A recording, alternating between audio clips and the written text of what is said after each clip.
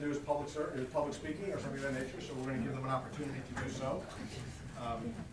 Short, brief descriptions, but basically what we like to do as scouts is we like to ask them to come up one at a time, way up guys, and turn and give the audience just a brief sort of description of what your project was about. Before we do so, it's always important to note something. And if you did not know this, I believe the figure is that 4% of scouts actually make it to the Eagle rank. The rank of Eagle carries you and is part of you for the rest of your life. And Curtis Leeds over here, after our last meeting, we had a couple Eagles here at our last meeting. He came up to me afterwards and he was telling me about a recollection he had with somebody that actually was going in for a job interview. And there were two people that were going in for the job, both highly qualified. But one of them made the comment at the very end of his presentation that he was in fact an Eagle Scout.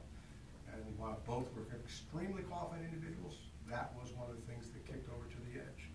And so that's one thing. The other thing that we commented often, and we've sort of hinted upon it here tonight because we have a lot of people that do nothing but volunteer, but I'm always amazed at the organizations that get benefit from the projects that the Eagle Scouts do. And so if you don't know much about Eagle Scouting, and this is why I'm saying it rather than you guys, is not only do they have to design a project and come up with it, they've got to go out and they've got to get the donations of materials, they've got to organize the labor, they've got to actually get it done. It goes through a whole board review, and there's a guy named Bob Smith in Clinton I used to know, and was on council with back in Clinton a couple of decades ago, and he was one of the review folks, and I was always amazed as I had learned about what a rigorous program it is, but coming out the other end, you come out and you are an Eagle, and nobody ever takes that away from you, and as I said, it will be part of you forever.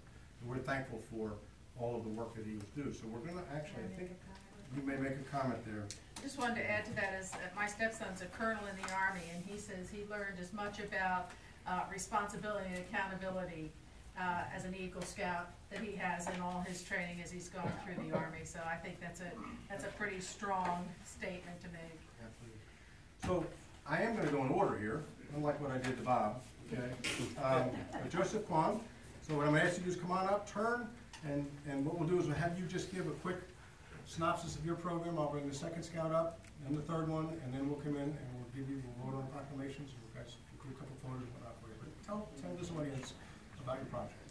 So going back to the beginning of my project, it's a little hard to remember where I got the idea from, but in the beginning I reached out to the Hunterdon County Department of Parks and Recreation, and then I just asked them what they needed done. I was open to doing pretty much anything, and the park naturalist responded and said that they could use some help with adding some extra bluebird boxes in Hoffman Park in Hampton. It's off exit 11, and at first I thought it would be simple enough, so I jumped right onto it. She handed me the design, and I had to work. I think I spent almost like 2 hours trying to follow the instructions she gave me, try to draft something up out of cardboard, and then it was a mess.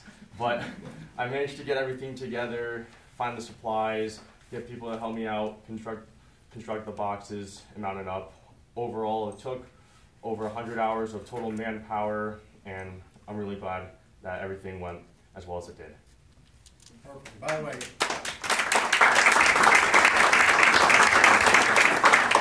the total number of boxes you ended up putting up in Hoffman Park was 20 of them. Correct. Exactly. So it's not just one, it's a whole mess of them up in the park, and the park is so much better for it. In this particular case, Hunterdon County actually benefited as well from your work, and so we appreciate that. Yeah, how are you gnome houses? Next question. So with that, I'm also going to ask Sean Quinn if he would come up as well. I know there you are. And your project benefited the grotto of the at Our Lady of Lourdes Church in White House Station, right? Yeah. Great. Tell these folks what you did. So I went to Our Lady of Lourdes Church, which is my local parish, and I asked Father Len there if there was anything that I could do around the church that would benefit as an Eagle Scout project. So he gave me a few ideas, and I guess the one that stuck out to me the most was working on the grotto. He made me talk with Mr. Zlucky, who took care of the area, and the area had kind of overgrown and no one had been able to really take care of it. So I went back there with him and we looked over the area, we discussed what he wanted done, what I thought I could do, and we ended up mulching areas, planting new plants, finishing a path that never really got finished, and just making the whole area look overall nicer. Very good. And the church is, again, one of the organizations that benefits, and I know we've had a couple of other Eagle Scout projects there, but yours is one that absolutely benefits and helps the parishioners and everyone who attends the church. So great job, great job. We thank you.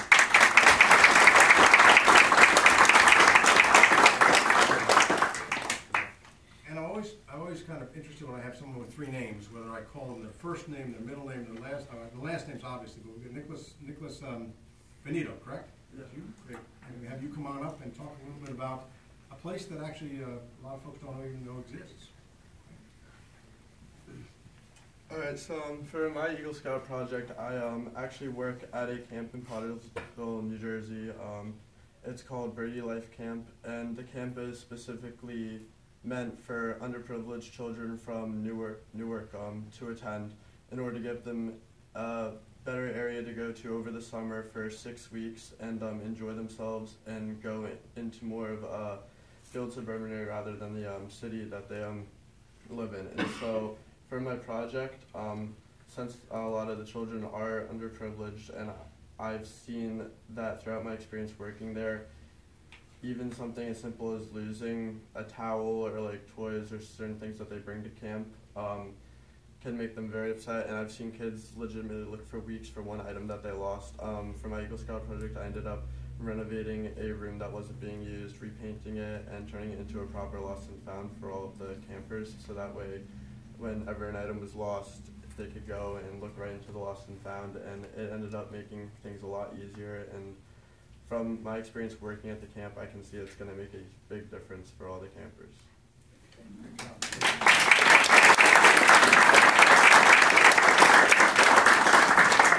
I think the idea that campers actually lose anything is kind of a little outrageous. But with that, I'm going to ask the board, you have in front of you 3 proclamations for Eagle Scouts, one for Joseph Kwan, one for Kwan Quinn, and one for Nicholas Venito.